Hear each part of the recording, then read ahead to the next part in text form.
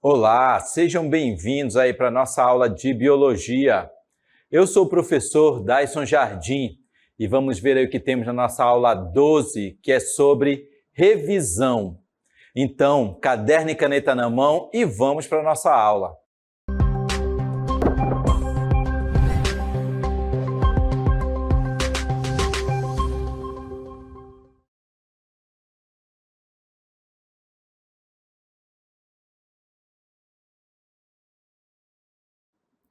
Vejam aí que um dos assuntos que nós estudamos ao longo aqui das nossas aulas de biologia foi sobre o genótipo e o fenótipo. E eu já trago aqui para vocês todos esses rostos, né? Rostos lindos, diferentes e que eles representam ali a nossa sociedade.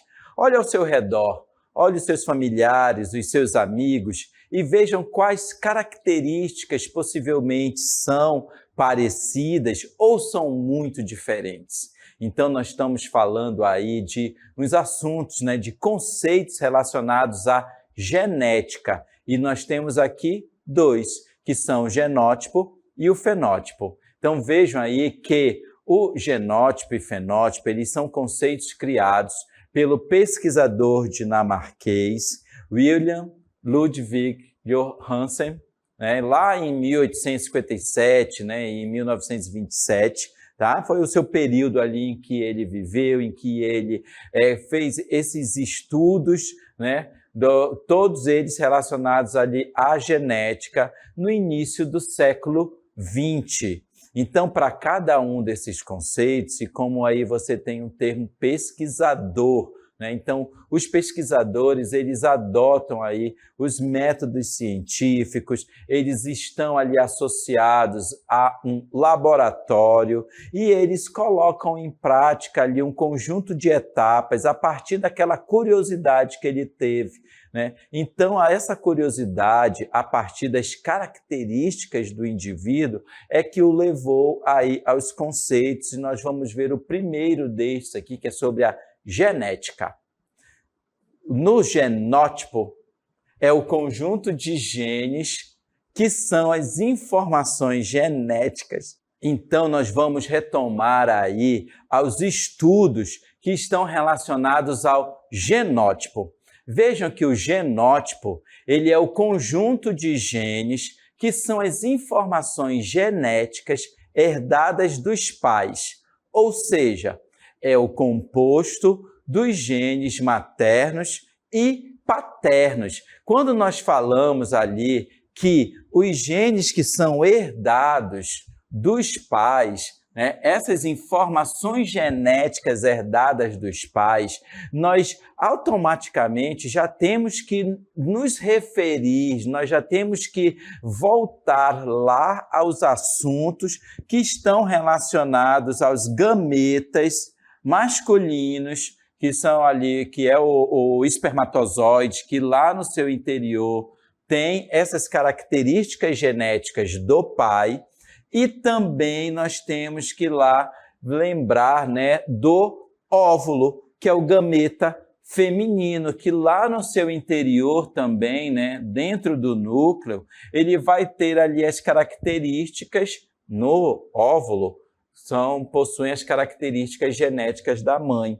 E lá naquela fecundação, né, é que vai ter então a união deste conjunto de genes que compõem ali os cromossomos. E este conjunto de genes, essas características, né, que possuem as características dos pais, elas então vão possuir, ele é composto por genes maternos e genes paternos. A partir daí é que nós temos então todo esse aqui, essa ilustração da célula. A célula é a menor unidade funcional estrutural de todo ser vivo. Lá no seu interior, no chamado núcleo, estão o DNA, a dupla fita de DNA ali com todas as suas características. Mas eu ainda estou aqui, ó, no DNA, né? Eles compõem os cromossomos. E os cromossomos, eles possuem ali uma estrutura, e quando eles estão condensados, eles recebem essa denominação de cromossomos, e eles, quando estão em processos ali de divisão, eles vão conter esses alelos, essas características genéticas a partir dos genes, tá?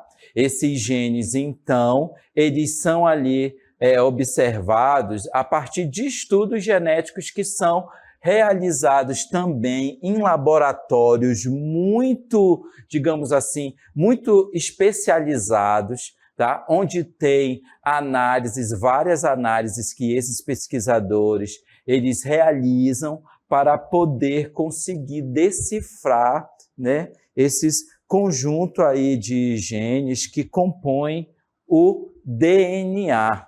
E é a partir de todo esse conhecimento que foi obtido aí, a partir da estrutura da célula, do núcleo, lá dentro estão os cromossomos, que eles são compostos ali por essa dupla fita de DNA, é que vem ali o conceito de genótipo, porque as características do indivíduo estão lá presentes nesse DNA. Tá? Esse genótipo ele é representado pela combinação de alelos. Esses alelos eles são ali, eles compõem os cromossomos. Eles são também chamados de versões, né, de cada gene que estão presentes lá no DNA, né, que compõem, que quando eles estão condensados, eles são chamados ali de cromossomos.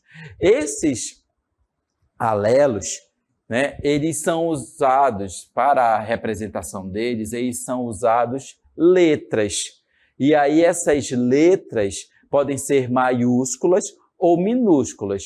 Quando essas letras são maiúsculas, elas são chamadas de alelos dominantes, tá? Quando essas letras são minúsculas, eles são chamados de alelos recessivos. E é aí que nós temos um conjunto, uma série de exercícios que podem ser realizados para poder caracterizar as características dos indivíduos a partir de alelos dominantes, características que são dominantes ou características que são recessivas. E sempre essa representação ela é dada no chamado quadro de Punnett. Saibam vocês que cada um desses quadros, eles representam 25% dessa possibilidade de uma característica do indivíduo estar, então, representada neste diagrama, né? Neste quadro de Punnett, a partir dos cruzamentos que são realizados. Se eu pegar que, como aqui tem dois alelos, e eu vou começar aqui pelos dominantes. A azão eu coloco em um desses espaços, ó, cada um deles, e os recessivos representados por azinhos, tá? Então, quando eu tenho essa distribuição destes, eu vou aqui apagar aqui os percentuais, quando eu tenho ali essa distribuição, vou refazer aqui.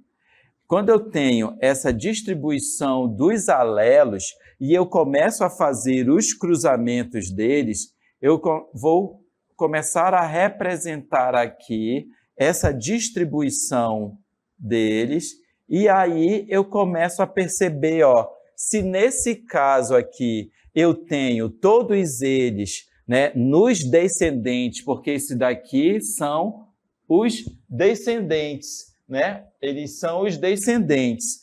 Eu vou colocar aqui representado só pela letra D, descendentes. E aí, eles representam, como eu comentei ainda agora, como eu escrevi ainda agora, cada um deles 25%. Então, se todos eles têm as mesmas características genéticas para para esta variável, digamos assim, ou que seja a cor do cabelo, eles vão ser representados aqui em 100%, né? Ou assim sucessivamente, conforme os cruzamentos que são realizados, tá bom? A partir dos alelos.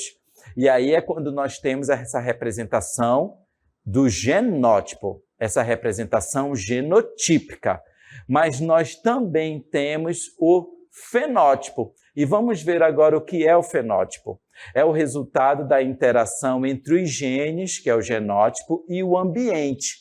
São as características observáveis de um organismo. Então, o fenótipo, ele é aquela expressão gênica caracterizada para cada das características do indivíduo, e aqui nós temos representado os olhos, ou por formato, ou por cor, né? Característica dos cílios, da pálpebra, tudo que você possa perceber de diferente aí entre todos que estão ao seu redor, aí nós temos o fenótipo, e isso foi expressão do que estava lá dentro dos genes, naqueles alelos que vieram do pai e da mãe, e que nesse momento do cruzamento, da fecundação, né, esses alelos com a mesma característica, eles foram pareando, e aí vai ter quem é dominante ou quem é recessivo para poder ser expresso na característica fenotípica do indivíduo.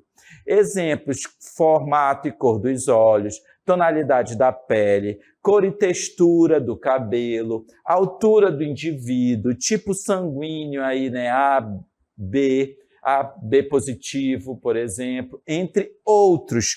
Todas as nossas características, elas são dadas a partir de alelos, né, que vem tanto do característica do pai quanto característica da mãe. E aí nós temos uma representação, né, na ilustração sobre cor do cabelo, tá? Na cor do cabelo aí nós temos características que são dominantes e características que são recessivos. Então, cabelo escuro é dominante, por exemplo, tá?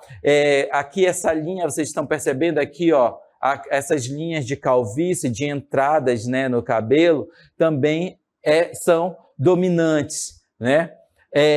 Textura do cabelo, cabelo cacheado, crespo, também é uma característica dominante. Vejam aqui, todas essas três características aqui, elas são dominantes em relação às outras, né? E assim sucessivamente nós temos uma expressão, né, do genótipo. Mas que essa expressão do genótipo, ela também pode interagir com o ambiente, né? Quando você vai ali num salão de beleza, que você usa todos aqueles instrumentos, e aí nós temos uma forma de alterar o genótipo. Vejam aí que o ambiente, ele também interfere nessa expressão genotípica. E o que vocês veem aqui nesta tela aqui comigo, né, nas imagens? Você vê escova, você vê secador de cabelo, você vê tinturas, você vê chapinhas. Todas esses são uma representação dessas alterações que o ambiente, e quando eu falo aí desses equipamentos, eles também são meio externo ao nosso corpo, eles não são genótipo, mas eles vão fazer o cabelo crespo ficar liso. Então, é uma influência do ambiente. E nós também estudamos outros assuntos, foi a respeito ali da investigação científica, né? E onde a curiosidade era o início deste processo de chegar ao conhecimento científico. Veja aí o que é a curiosidade científica. É uma característica natural e inata dos seres humanos que os impulsiona a explorar, investigar e aprender. A palavra curiosidade origina-se do latim curiositas e significa ali desejo por informação, né? Ou desejo por conhecimento. E esse conhecimento, ele é dado aqui no laboratório. Nesses ambientes, eles são realizados muitas pesquisas científicas, e é daí que veio o conceito de investigação científica. É um processo sistemático que utiliza métodos científicos para compreender um assunto ou resolver um problema. O objetivo é obter o conhecimento científico, né, a partir do mundo natural ou social, através de experiências, de observações, de comparações, de formulação de perguntas, elaboração de hipóteses, coleta de dados e também de pesquisa bibliográfica. Em todos esses são adotados o método científico. No método científico, é fundamental na investigação biológica porque fornece uma abordagem estruturada e rigorosa para a aquisição de conhecimento científico. Esse método científico ele é composto de várias etapas, é como se fosse uma linha do tempo. Vejam aí que inicia tudo isso com a observação, que é a identificação de um fenômeno ou problema específico. Também em seguida vem ali a formulação, né, do problema de pesquisa e a formulação da hipótese. Todos estes servem para a proposição de explicações testáveis baseadas nas observações. Também tem a etapa aí da experimentação. Na experimentação são realizados, como o próprio nome diz, experimentos controlados para poder testar aquelas hipóteses, aquelas possíveis respostas, né, que foram ali obtidas anteriormente daquele processo que você tinha interesse, que você estava pesquisando. Em seguida vem a análise dos dados, né, para poder ser coletados dados e interpretação e ter ali os resultados, né, e assim ter uma série de informações para poder se chegar à conclusão. Na conclusão é que ocorre a determinação se os dados eles são aceitos, se chegou ali nas conclusões que você queria a partir dessa pesquisa científica, tá? Então, todas essas etapas aí do método científico, elas são adotadas por pesquisadores, mas saibam vocês que no nosso dia a dia, nós também, mesmo sem saber, nós seguimos aí algumas destas etapas. E tudo isso, a importância de todas essas etapas, ela também é dada pela divulgação desses resultados, pela publicação dos resultados em revistas científicas ou outros meios, né, de informação, de comunicação, que esses pesquisadores adotam para poder divulgar ali aqueles resultados que eles obtiveram nos seus estudos, tá? Então, o método científico, cada uma dessas etapas, ela é importante para garantir que os resultados sejam confiáveis, sejam repetidos, possíveis de repetir, e contribuam para o desenvolvimento e o avanço do conhecimento científico. Associado a isso, a comunicação, né, a divulgação e a comunicação científica, ela é dada ali nas revistas científicas, tá? Então, elas são essenciais para compartilhar os resultados das pesquisas com a comunidade científica e o público em geral. Isso inclui publicações de artigos em revistas científicas, apresentações em conferências, divulgação em mídias populares, como as redes sociais, ou também na educação pública. Muitas dessas pesquisas são divulgadas assim, em congressos. Um conjunto de pessoas estão reunidas para poder divulgar quando estão apresentando, divulgar suas pesquisas, ou quando você está sentado ali no auditório, você está aprendendo com aqueles pesquisadores que estão fazendo as suas apresentações. Daí é que vem a grande importância da divulgação, né, dessa ciência para a sociedade. Eles são essenciais para aumentar o conhecimento público sobre questões de saúde, meio ambiente, inovação tecnológica e de todas as áreas do conhecimento. Promovem também uma sociedade informada, permitindo que as pessoas tomem decisões baseadas em evidências, influenciam políticas públicas e estimulam avanços científicos e tecnológicos. Isso muita gente viveu ali durante a pandemia, né, lá em 2023, quando pesquisas científicas estavam sendo realizadas sobre a formulação da vacina, tá? E é importante também, né, elas ajudam a combater a desinformação e a fortalecer a confiança na ciência, resultando em uma melhoria geral na qualidade de vida da população. Tá? Então, todas essas pesquisas são muito importantes para que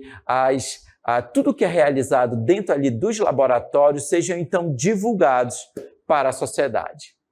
Esse foi o assunto muito interessante da nossa aula. Tchau!